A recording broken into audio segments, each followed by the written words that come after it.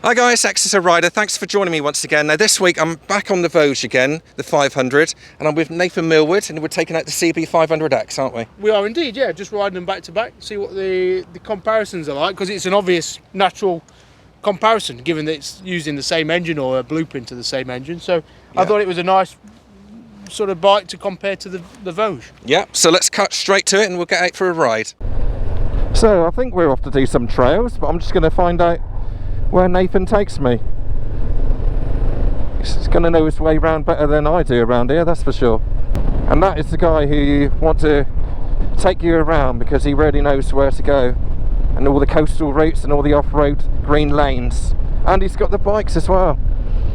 So he's got the Himalayan, he's got the KTM 390, the Posty bikes, infamous Posty bikes should I say, and yeah, it's got a nice little setup.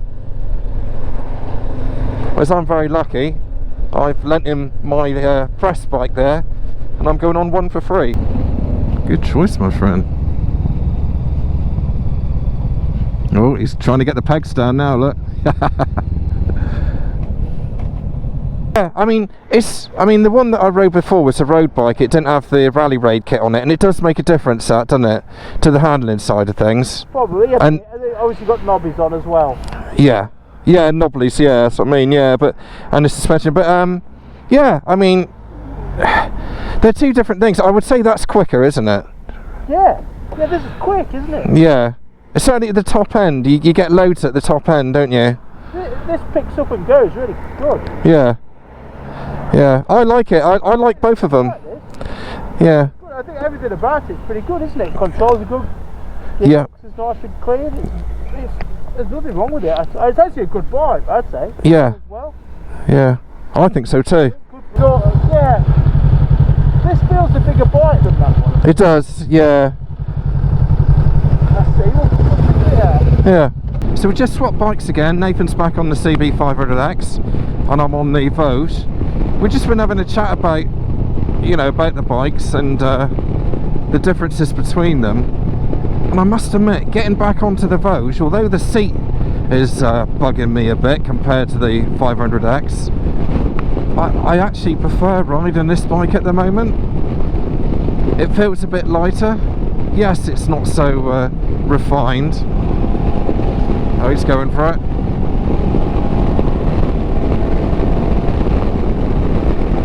It's not so refined, but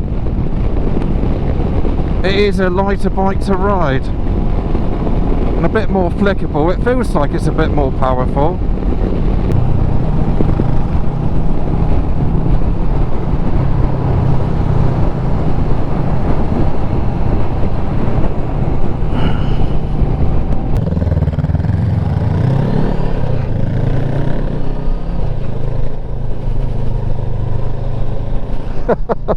It's just, you see what I mean? When you got a tour guide with you,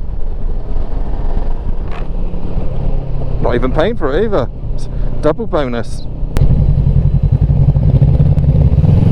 Here we go.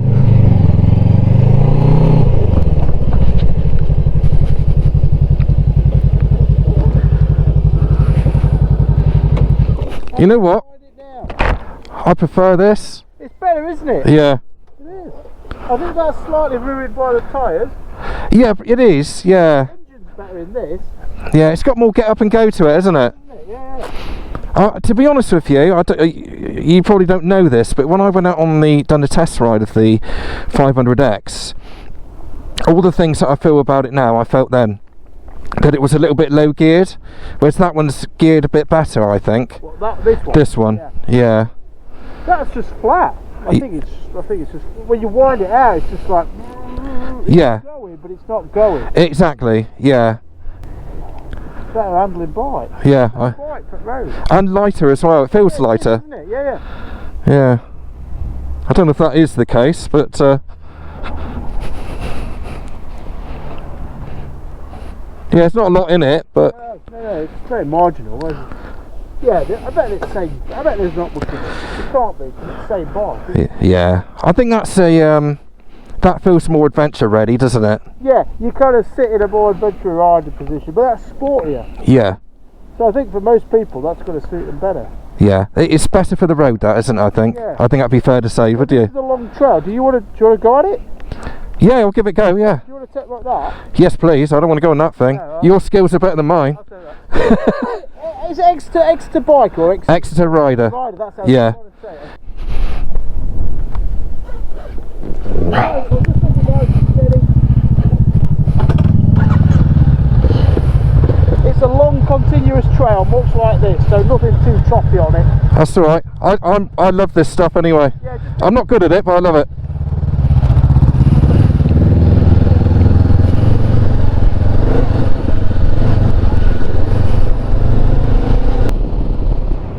Right, bit of off-roading now, folks. Alright, so Nathan has gone way ahead. I don't know where he is, but he's done this trail before, and he's better off-road than me, there's no doubt about that. But 500X certainly feels better off-road. It feels like it's more at home than what the Vogue would be, I would imagine. But as I say, I'm not really an off-road rider, but I do really enjoy it when I do go off-road. There's a bit of a plateau at the top which we could sit down and do something. It's quite well shielded here, isn't it? Yeah, might as well. I'll get set up. Alright, okay, what's your thoughts on the 500 Vogue then? Well, I've got to be honest, I was surprised. It's a brilliant bike, actually. Yeah. Which is surprising. I suppose there's a lot of imitation, there's a lot of bikes coming out, there's a lot of bikes coming out of China that, you know, have got merit, and they're not bad bikes, but they've always sort of fallen short, or albeit by the Benelli TRK502, which I think is a good bike. And a definite rival to the CB500X, but I think the Vogue has come out of nowhere. I've not seen any build up to it, I've not seen any press, nothing. All of a sudden this bike's appeared. Yeah, when it got delivered, I was really surprised. You know, I was quite surprised how good the finish was. But how do you think it compares with the CB500X? Because that's what people are going to be wondering. It's a slightly unfair comparison because this is a 19 model with a 19-inch front wheel, but this has got the Stage 2 Rally Raid kit on it. So it's got upgraded suspension, tubeless spoke wheels, and other bits and bobs. So it's, in a way, it's an unfair comparison. But in the same breath, I found that the VOGE was a more rewarding engine. It seemed more powerful, got more get up and go out of the corners and accelerate, and it seemed like a faster bike. It's more alive, isn't it? Yeah, even though it's fundamentally the same engine, bore and stroke. So I don't know what they've done to it to make it feel so much more lively. And then the handling I thought was better. It's unfair to this because it's got the knobbly tyres on it, which blunt it a little bit.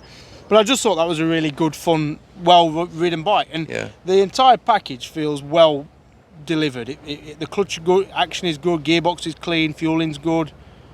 I think ultimately it's hard to give merit to a bike that's just copied another brand. It's hard to say, yeah, this is a great bike when all they've done is really just template a bike that somebody else has already designed and executed. But it has got a different enough characteristic for it not to be a direct replica of the 500X. Yeah. It feels far more road biased, I think. Yeah, I would say that if it feels a more updated version of the CB500X in many ways. It's almost like they said, well, we can actually better this bike, and they've given it a good go, haven't they? That's the way I see it. Yeah. No, surprised. I was really surprised how good it is, actually. How did you find the seat? Because I found the seat. All right. It's hard to tell. We've only 40 hour, 40, 50 minutes. 50 minutes. And I tell you what, where it did surprise me, we've just come down this trail here, which is about 1.5 miles, pretty easy trail, but it really was. Easy for him. Yeah. It rode a lot better than I expected it to. It's got a really nice standing position, so you've got a nice wide stance. You've got a slim seat, so you can get your knees in and tight. I know it's only got a 17-inch front wheel, but actually it found good traction, and it dealt with the roughish stuff. It obviously comes unstuck when it gets a bit choppy because you don't have the diameter wheel. But I thought it was really good off-road. And to be fair, I don't think they're trying to make it an off-road bike in many ways. Do you think? I think it still feels like a road bike, and that's what they're trying to aim at. I think, as I said, it's almost like a mini XR1000 BMW. It's got the same sitting position, it's got the same width of bars. It's kind of got that same sporty adventure feel to it, which I was really impressed. I've got to be honest, I was really impressed with it. I didn't expect a lot. Yeah. But I'm really impressed. Better than the Sinis T380 Adventure by a mile. Yeah. Well, that's funny you say that. I've got that coming in September actually, so yeah, I'll be trying that. It wasn't a bad bike, but the engine completely spoils it. But on this, the only thing I thought, did you find it a bit buzzy at sort of 60, 70, a little bit? Yes, I've mentioned that already, and yes, it is too buzzy. And certainly coming up here today, I've still got tingling in my hands now. Yeah. So yeah, it is much more buzzy than the CB500X. I think maybe you could put a bigger sprocket up front just to relax it at its pace, but then you'd lose that excitement because it really does pick up and go for a 500cc. I think it accelerates quite hard. Goes like hell, really. Yeah. It's a fast 500. Yeah. I think this is a one to lead with, though. The adventure market is what people are after, and I think this would make a perfect commuter weekend rider bike. I think. Yeah. I think it just comes down to whether you put your £5,000 into that or a second-hand 500X. I think the bike, the actual VOGE is a better bike than the Honda, which I'd never thought I'd say, but it's a better bike. I do agree with you. I think the battle in my head is that they've got to get the parts situation right. That they need to stock the parts, because if they're selling these bikes without a good spares backup, then it's a non-starter, really. No. And I think that would be the shame. So they built a bike that, for me, is better than the 500X, but if the background side of business isn't as good, whether it's parts, dealerships, warranty, if that all falls down, then it really makes no difference how good the bike is. No. It needs to be a package, but the main element, the bike, is good. Yeah, I agree, yeah. Yeah, I think it's, we've got Pirelli tyres, KYB suspension, Nissan brakes, it's got good equipment on it. Yeah.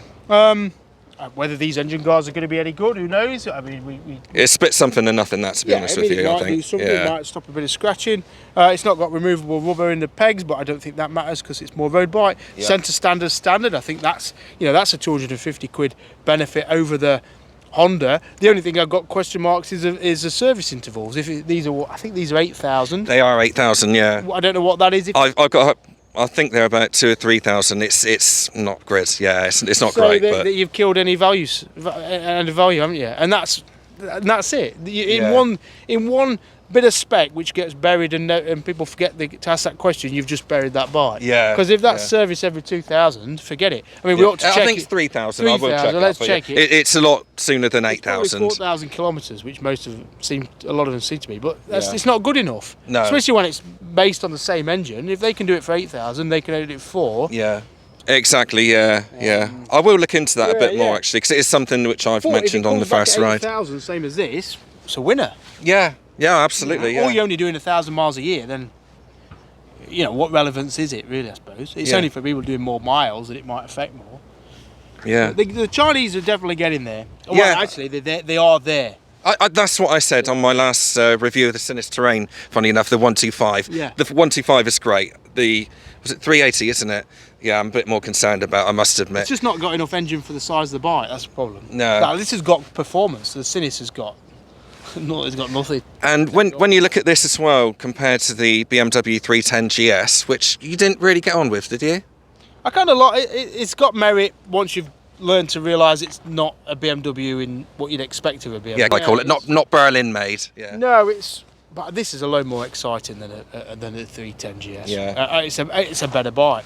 Yeah. And I said it as I was coming down there to myself that how these have been able to better KTM in building a bike that does that hybrid on-off-road thing better than KTM, who were, they've been around for decades. They should know what they're doing. Yeah.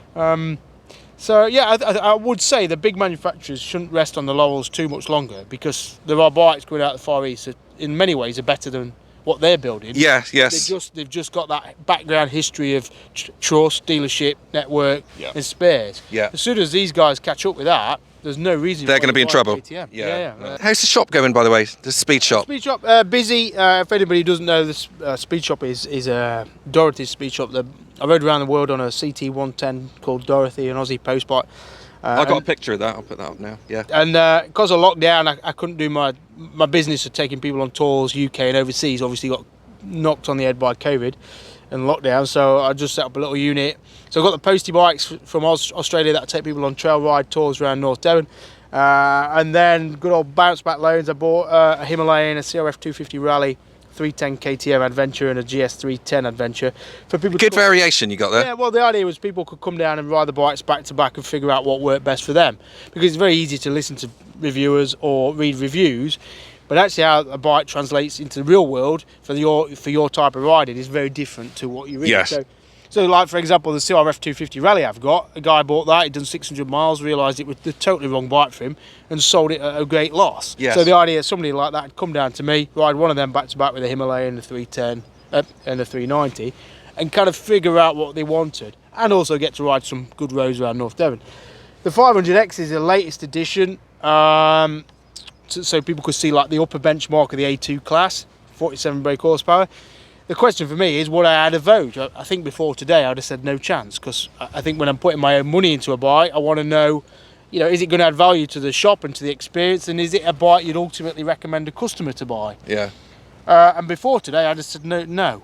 A bit like the Sinis, I suspect, but it's actually a really good bike. Yeah. I'll be honest with you, it was a question I was going to ask you that actually. Could you see that on the fleet? Yes. You just pretty much answered it. I generally could. I think people would be really impressed by that. Yeah. I think it would. I think it would make the 310 look average.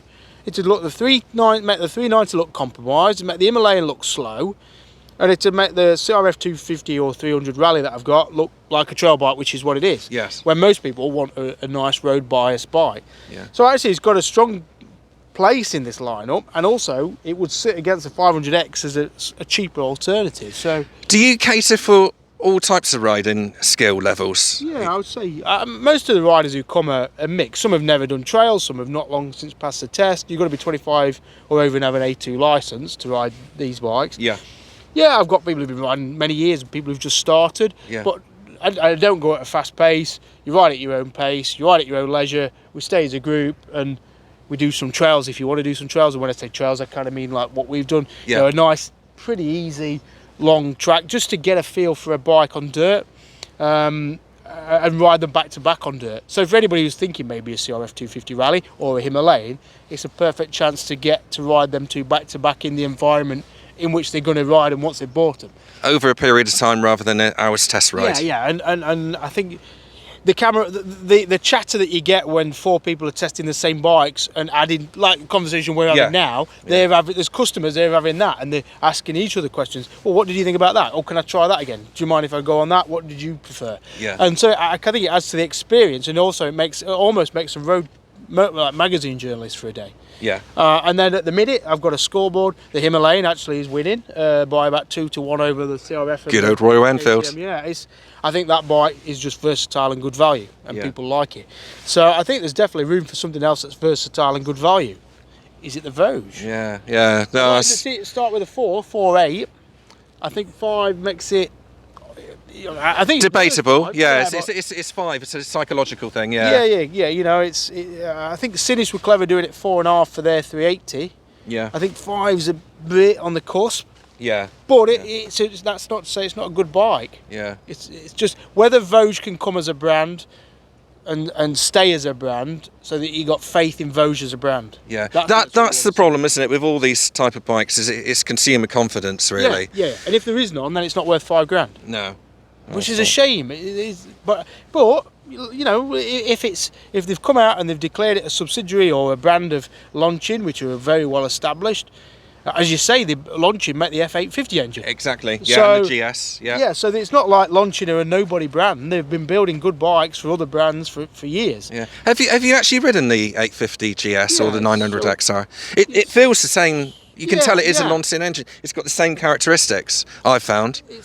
I kind of think that the brands like BMW and that are really losing, or in danger of losing, what makes them exclusive and premium bikes by outsourcing them to other manufacturers to build the engine, because to me, like the F850 doesn't have anywhere near the character or verve of a GS 1200 that is German built, and it's got its own identity. I think by diluting their brands by cheaper production, they're really opening the door to the actual builders in China. Leaving the back door open, aren't they? I think they're very complacent, the manufacturers. Because Honda, what exciting bikes Honda making now? Fireblade, but who buys Fireblades? DCT, yeah, DCT is good technology, but there's nothing about the 500X, the NC750, even the Africa Twin that's not easily replicable by a Chinese brand. No, as evidenced here. You know, they built a 500X better than a 500X. Yes. They could build an Africa Twin better than an Africa. Yeah, well, yeah. They couldn't build a 1200GS better than a 1200GS. Yes. Or a KTM 1290 better than a KTM. So I think Honda are in danger of being bettered by brands that easily replicate. Yes. Yeah, that's so, right. Yeah, no, that's great. No, thanks for your time. Thank you. Shall we get back on and have another ride? Have a ride. Miss some tractors. Yeah, yes. Yeah, I nearly had a situation with a tractor just now, didn't you? Right. Yeah, so good news is that Nathan seems to be quite impressed with the VOGE.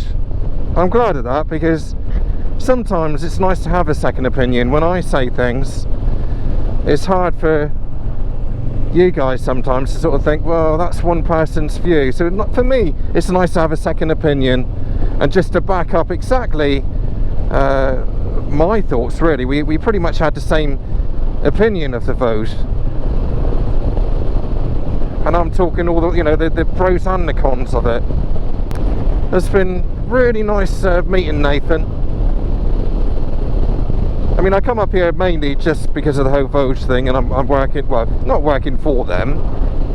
I kind of work for myself, but I go the extra mile like I do with anybody who lends me a long-term bike. I find ways of getting a second opinion. Anyway, guys, I think I'm going to leave it here, I think, but thank you very much for watching. Thanks to Nathan for letting me come up and show him the bike and lending me this CB500X Rally Raid little machines. It's been a really nice time with them. Typical the sun comes out now. But yeah, thanks very much for that, Nathan, and I guess I will see you guys next Monday at 4 PM.